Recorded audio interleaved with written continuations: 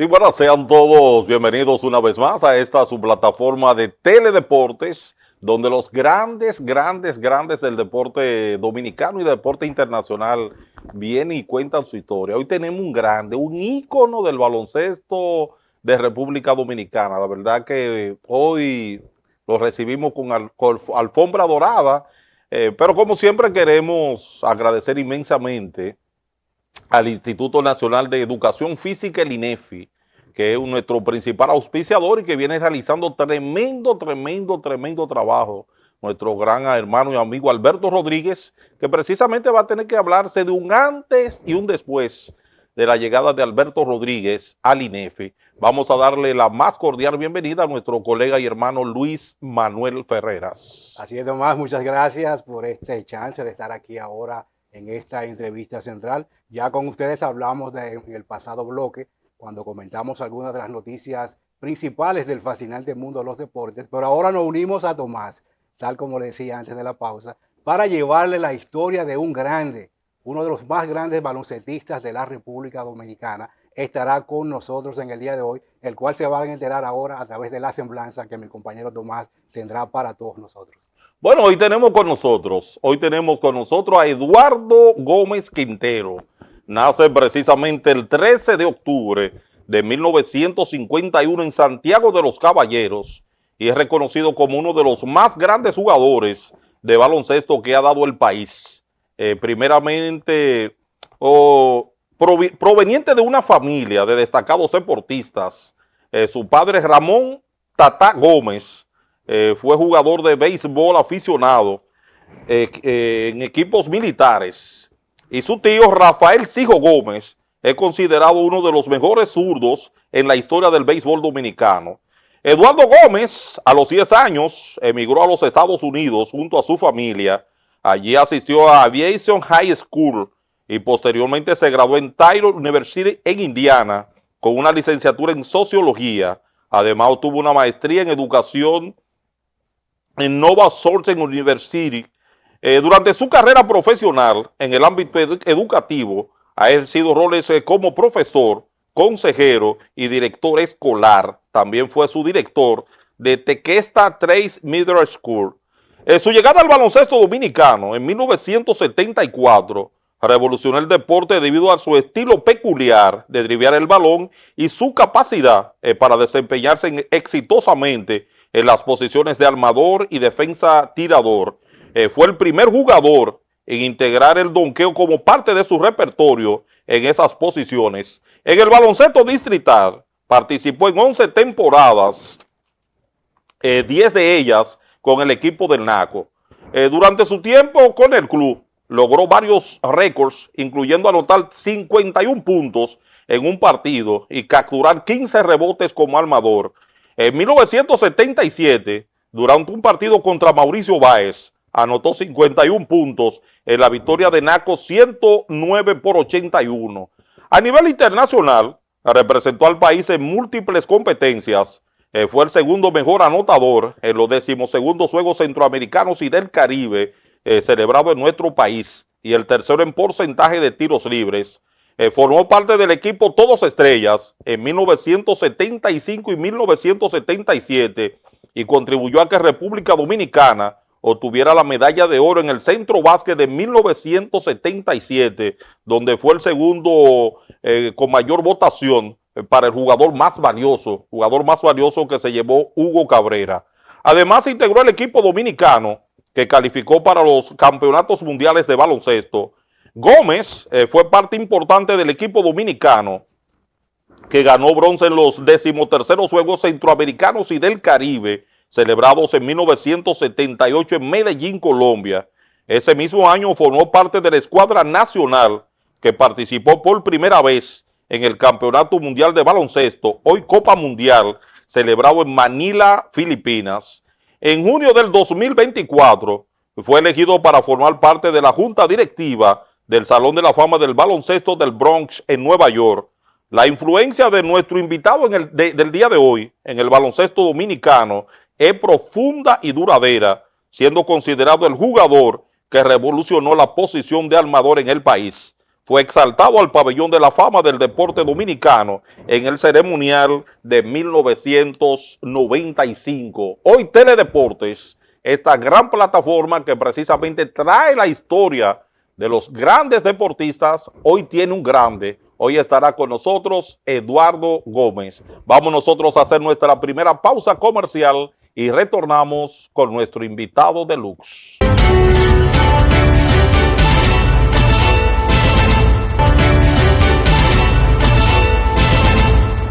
Bueno, estamos aquí nuevamente con un grande.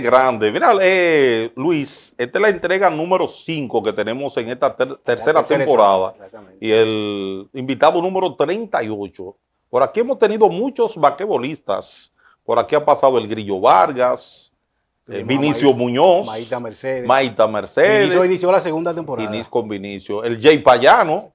Soterio Ramírez, que fue nuestra tercera entrevista en la primera temporada. Víctor Hansen, también estuvo Manuel Guzmán, ha sido de lo que valía, Bollón Domínguez. Y hoy tenemos uno que fue un ícono en la selección dominicana. Está con nosotros Eduardo Gómez. Eduardo, nos gustaría que tú nos hicieras una breve reseña de Eduardo Gómez Niño. Tenemos entendido que naciste en Santiago, específicamente. ¿En qué sector de Santiago? Te fuiste hacia los Estados Unidos a los 10 años. Nos gustaría que nos dé una semblanza de esos primeros 10 años aquí en República Dominicana, luego esos 5 primeros años allá en los Estados Unidos. ¿Y qué te inspiró precisamente con el baloncesto? Bienvenido, Eduardo. Muchísimas gracias por tenerme aquí hoy. Es un verdadero placer poder estar aquí, conversar con ustedes y con su público, ¿verdad? Hablar un poquito de la historia. Te puedo decir que nací en Santiago, en la calle El Sol, cerca del mercado allí, mercado modelo, creo. Entonces luego nos mudamos para acá, para la capital. Okay. Recuerdo vivir por la Mauricio Báez, cuando estaban finalizando la iglesia Sagrado Corazón de Jesús. Y inclusive fui a la escuela República Dominicana, me recuerdo. Después nos mudamos en 2 o 3 lugares. Finalmente, el último lugar donde viví, antes de nosotros emigrar en el año 1962 a la ciudad de Nueva York, fue en la Gaspar Hernández, muy cerca de la Barra Payán. Inclusive el señor Payán era vecino de nosotros. En paz descanse, una tremenda persona. Y entonces de ahí, la familia entera, nos mudamos a los Estados Unidos, al Bronx, New York. Y allí fue que primero, como cualquier dominicano, jugaba la pelota.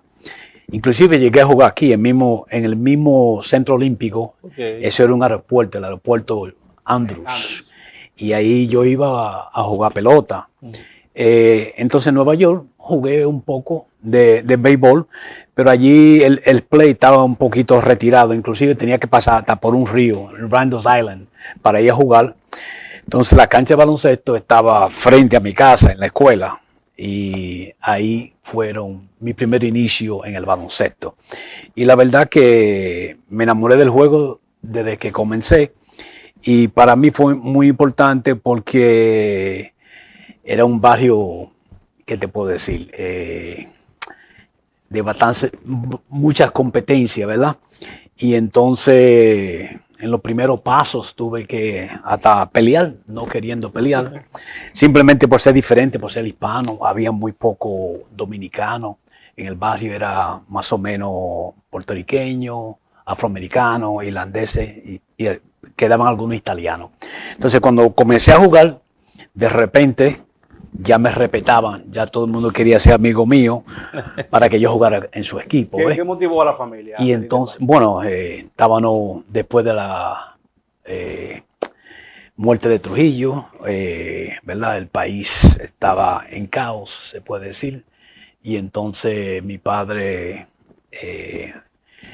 decidieron irse para Estados Unidos. Podríamos decir, Eduardo, sí, en base a lo que tú acabas de comentar, que la pasión tuya por el baloncesto nació en los Estados Unidos. Sí, así mismo. Yo no recuerdo ver un canasto aquí en República Dominicana en el 62, antes de yo irme. No recuerdo ver un canasto. Así que fue allá que comencé, me gustó y como de repente era alguien muy aceptado en la escuela, simplemente por ser un buen jugador. Eso me abrió muchas puertas a mí. Inclusive todo el mundo quería ser mi amigo. Y eso pues, fue una motivación, porque era más fácil jugar. Uno con un balón ya puede jugar solo, ¿ves? La pelota tenía que buscar 18 personas, sí, los bates, los guantes. Y espacio Entonces, completamente largo. sí, el espacio. Así que frente a mi casa había una cancha y entonces eso me facilitó a quedarme en el baloncesto. Tenemos información, Eduardo, y nos gustaría que nos dijera si es cierto. Tú jugaste, fuiste invitado a Puerto Rico a reforzar al equipo de Río Piedra. Y los boricuas hicieron las pretensiones de que tú nacionalizarte deportivamente para que tú jugaras por la selección de los Estados Unidos, y tenemos entendido que Virgilio Travieso Soto fue la persona que te dijo, no, espérate, ven, tú eres un material de República Dominicana. Háblanos un poquito de esa historia.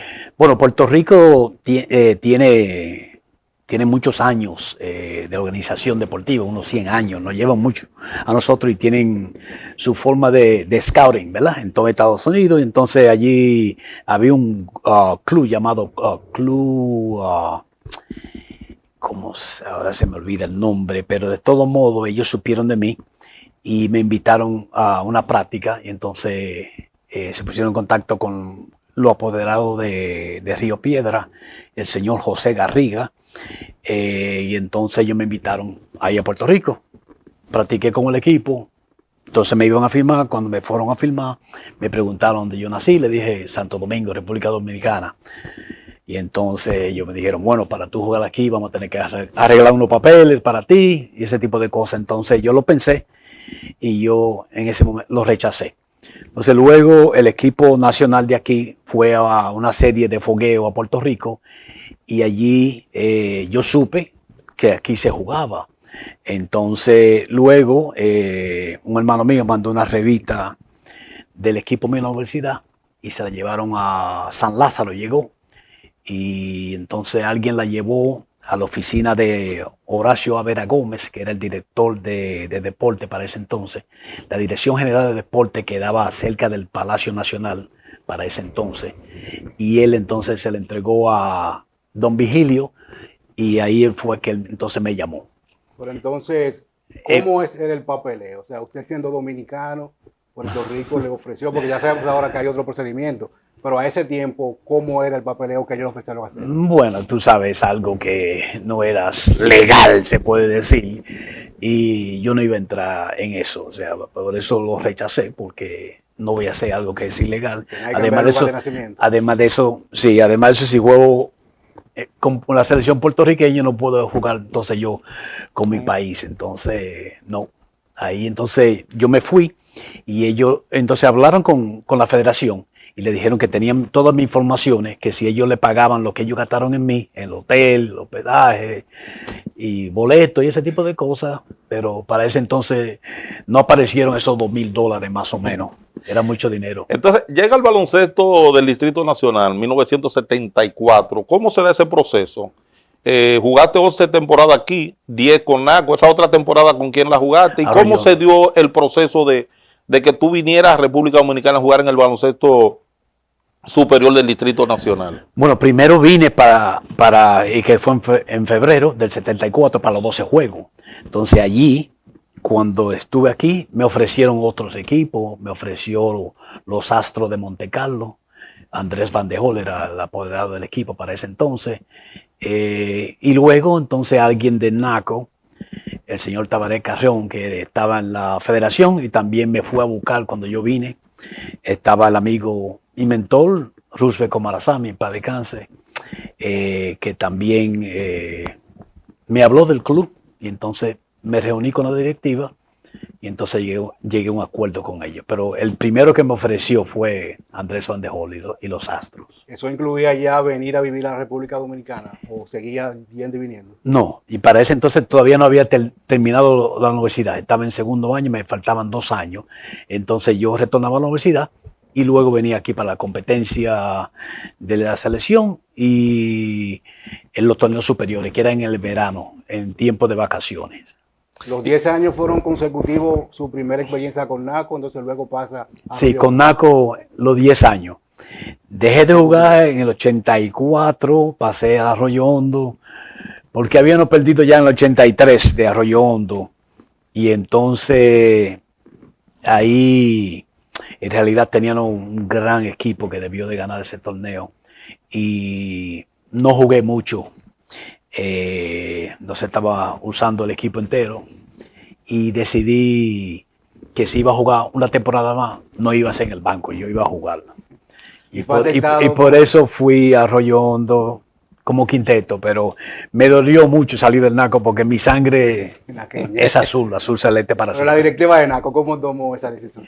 No, simplemente ellos no querían, pero yo le dije, y ellos como siempre, yo entregué todo lo mío, lo hice por el club y ellos me agradecieron eso y me dieron la carta para yo ir a ¿Y esa llegada allá aquí a República Dominicana al torneo de baloncesto del Distrito Nacional, el nivel competitivo que tuviste, la calidad del baloncesto dominicano en esa época, cómo te aclimataste ya viniendo de un baloncesto de los Estados Unidos, en Puerto Rico, incluso con más cancha, y en ese momento Puerto Rico con cierta superioridad con nosotros, incluso no tanta que nosotros en el 77 le ganamos del Centro Básquet, pero ¿cómo era el nivel del baloncesto en ese momento cuando tú vienes a República Dominicana?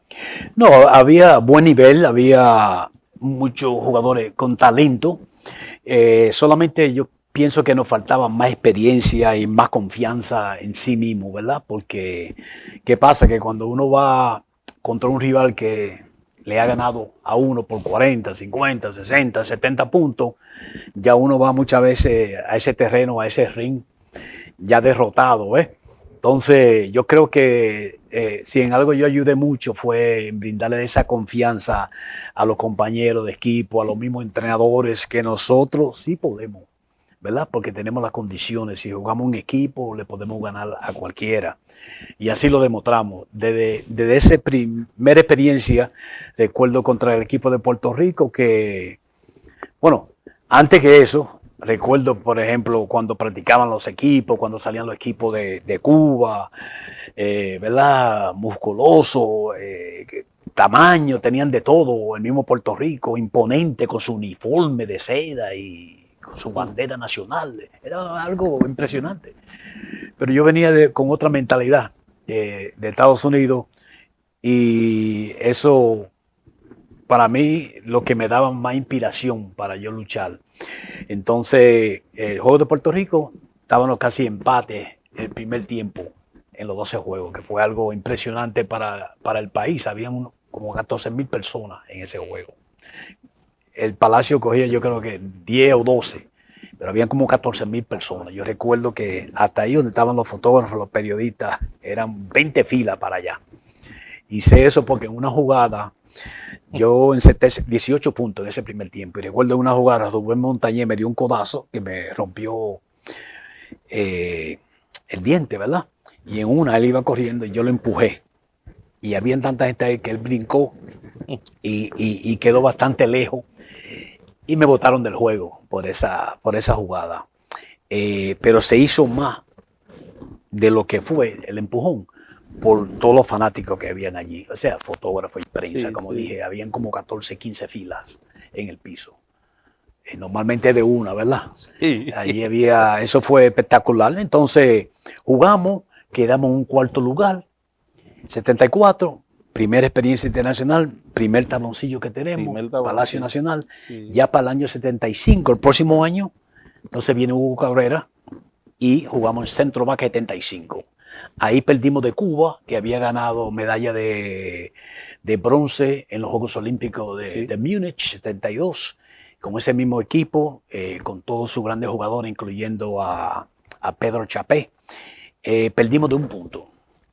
Después le ganamos a México, que fue la primera vez que le ganamos a México en una competencia internacional, y recuerdo a don Vigilio Travieso Soto, a Tulio Martí, a Enrique Riple Marín, esos grandes dirigentes de esa época, llorando. y yo como que no sabía lo que estaba pasando, ¿verdad? No lo entendía, pero era el sueño hecho realidad para ellos, que República Dominicana esté ya a ese nivel le ganamos a México. Entonces, de Puerto Rico jugamos contra ellos, un juego muy parejo, perdimos 5 o 7 puntos y nunca se me olvida que hasta la mesa técnica estaba envuelta, pero eran los dominicanos llevando los números. Diego Gomila, un jugador de ellos que había salido ya por 5 faltas y no se dieron cuenta.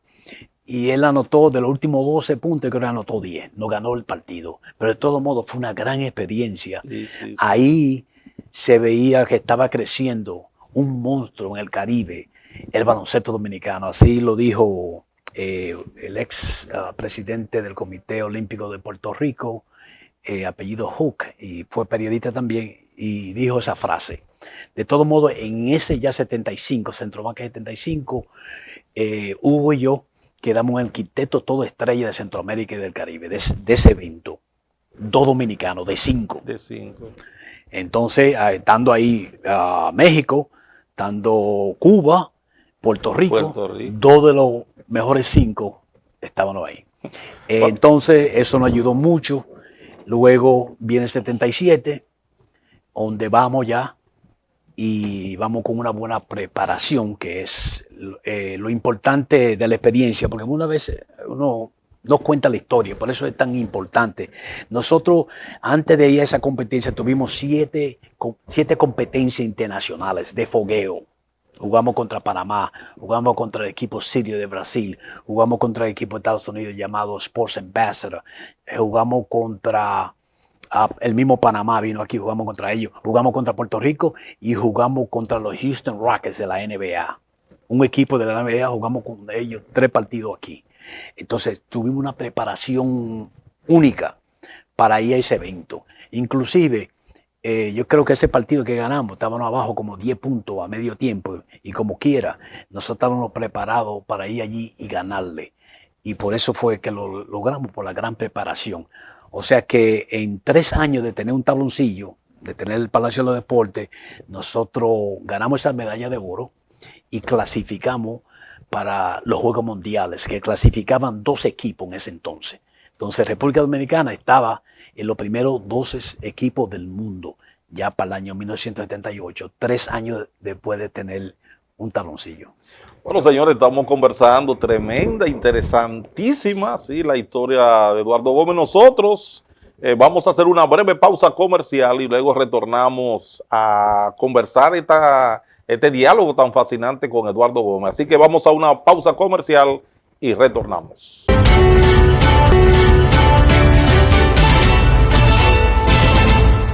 Estamos de nuevo, mis amigos, aquí en este su programa Teledeportes, bajo la plataforma de Telediario, y gracias al Instituto Nacional de Educación Física, el INEFI. Hoy una gran conversación con un gran baloncestista de la República Dominicana. Don Eduardo, me gustaría que me hablara un poco, ya lo que es su experiencia en los Estados Unidos, en el colegial, universitario, ya su rol como jugador y también algunos momentos que hemos conocido que ha estado como instructor o mentor de grandes jugadores. Me gustaría que me hable un poco de esa etapa. Bueno, de etapa como mentor, eso viene, ¿qué te puedo decir? Yo he tenido muy buenos mentores. Don Vigilio fue uno de ellos aquí, también Roosevelt Comarazami. Y cuando uno tiene, ¿verdad?, ese tipo de mentor, uno no puede fallar. Porque es que son personas exitosas por su disciplina, tienen mucho conocimiento. Entonces yo estoy hablando de que yo, por ejemplo, terminaba de un juego y don Vigilio me decía, ¿terminaste de jugar? Siéntese allí. Y yo me sentaba. Porque no quería que yo estuviera en el medio, ¿verdad? Que me dieran mis puestos como atleta, que me están mirando los jóvenes para que ellos hagan, ¿verdad? Yo soy, entonces yo puedo ser un modelo para ellos. Entonces ese tipo de cosas me ayudaron mucho. Y comenzando el juego también, Nate Archibald, un Hall of Famer, ¿verdad?, un jugador de Salón de la Fama. Después fue muy amigo mío, pero fue mi dirigente y mentor. Entonces aprendí muchas cosas de él, de la vida.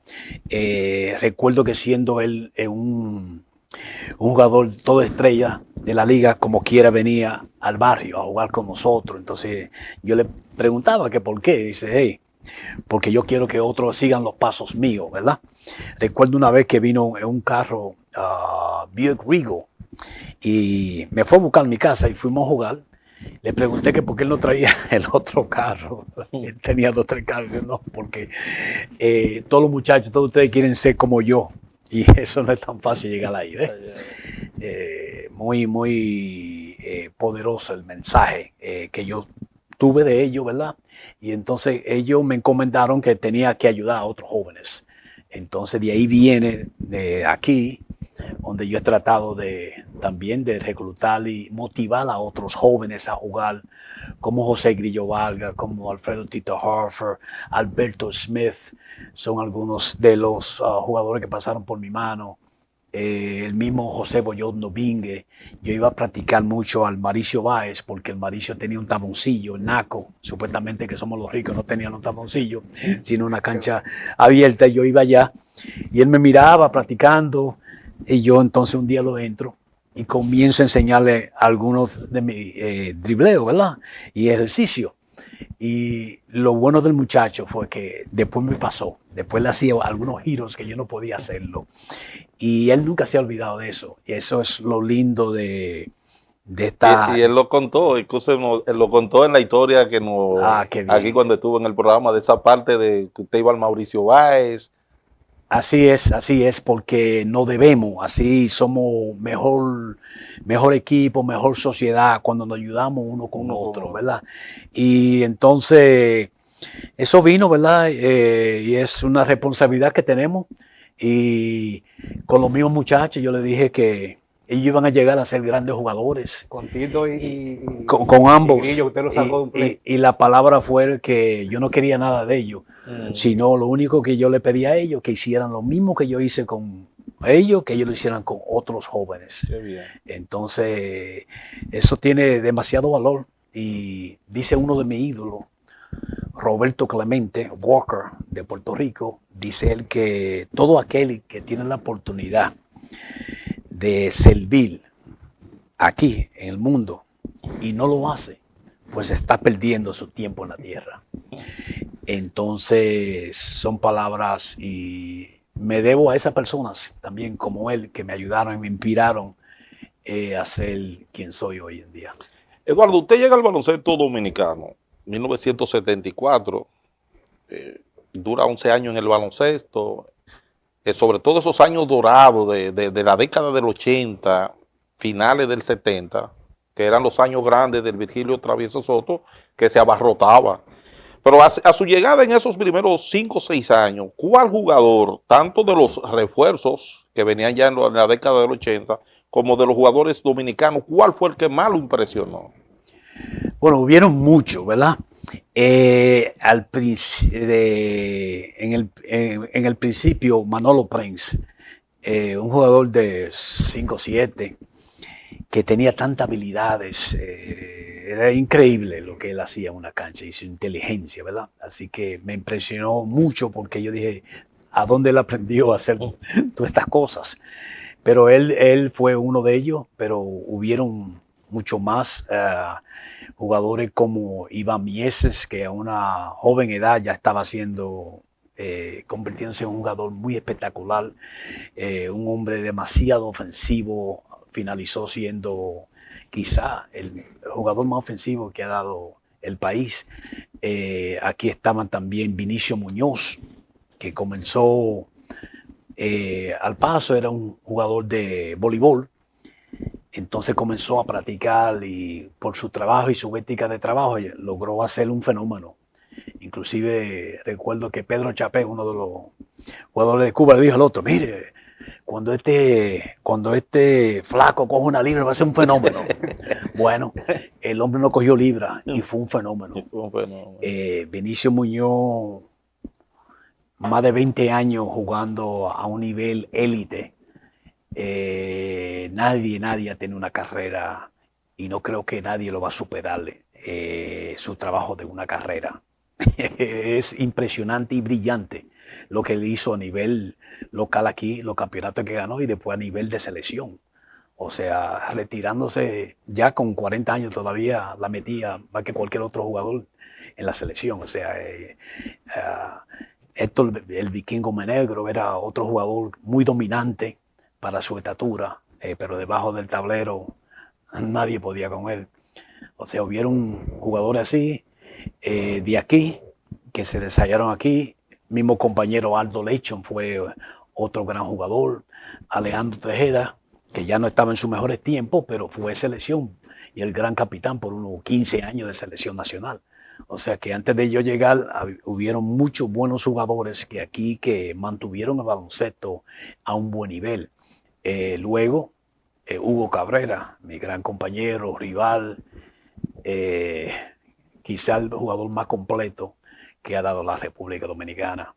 O sea, un hombre que lo podía hacer todo en la cancha y podía jugar cada posición, y su corazón y su deseo de llevarnos a ser los mejores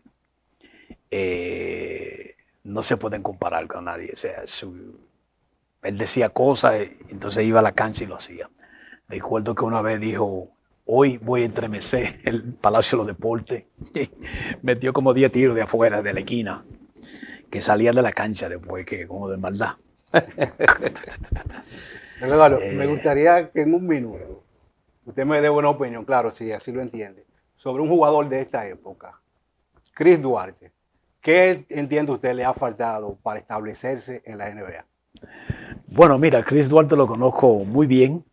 Trabajé en su entrenamiento pre-draft, le llama antes del draft, con mi sobrino Justin Zomelo, que es un entrenador, un gurú del entrenamiento. Y trabajamos 3 meses con él antes del draft. Él estaba clasificado para ser drafteado 29 o 30 y lo llevamos a lo que le llaman la lotería. Fue drafteado número 13 por el equipo de Indiana Pacers, pero en realidad lo iba a coger el número 9, Sacramento. Chris Duarte tiene todas las condiciones. Nosotros, como te dije, lo estudié, hicimos un diagnóstico de él, hemos visto todas las jugadas de él, hemos medido su cuerpo, sus brazos, su pierna, su pie, todo. Y en el entrenamiento que sostuvimos, por ejemplo, lo pusimos a trabajar con Avery Bradley, un armador que fue todo defensa, equipo estrella defensivo en la NBA por 5 ocasiones. Y lo pusimos con él y él le quitó una bola, después le quitó 2 bolas, le dijo: si la pone ahí te la quito. Y se la quitó 3 veces consecutivas. Después trabajamos con él en el dribleo para que lo haga más bajito y más rápido. A los 3 días Chris lo estaba dominando, lucía como un niño, un jugador toda estrella de la NBA, Avery Bradley, defensivo. Y Chris con su 6'7" no podía con él.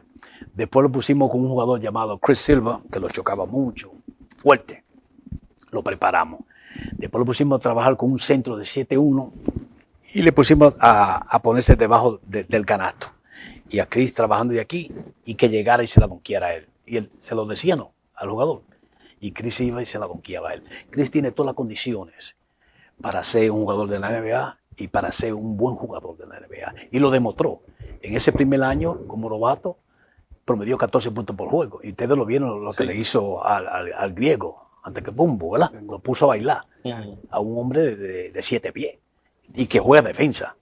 Y le encestaba, le penetraba, él tiene todo.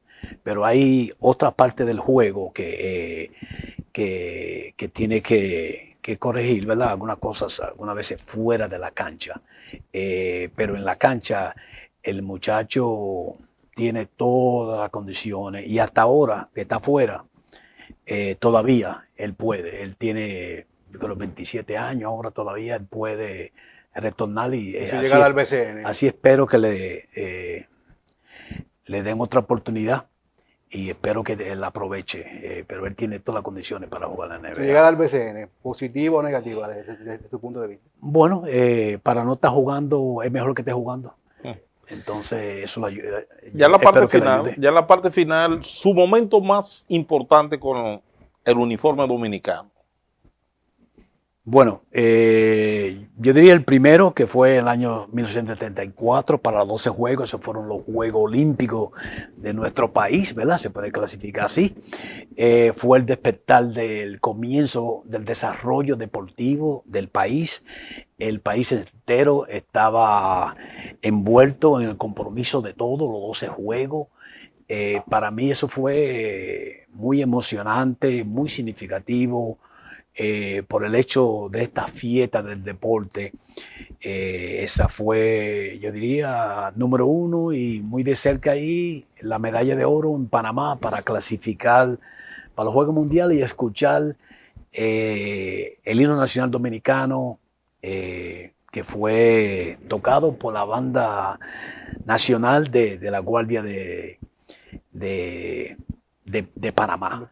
Eso fue para mí en vivo. Eso fue grande para mí. Bueno, señores, así lamentablemente el tiempo en televisión sumamente corto. Muchísimas cosas se quedaron en el tintero para conversar con este grande, este inmortal del deporte dominicano. La verdad que nuestro programa hoy se viste con su mejor traje. De esta manera nosotros llegamos a la parte final de este su programa Teledeportes, aquí donde los grandes protagonistas vienen y ellos mismos vienen y cuentan su historia. Así que muchísimas gracias y el próximo viernes estaremos con otro grande del deporte. Bye bye.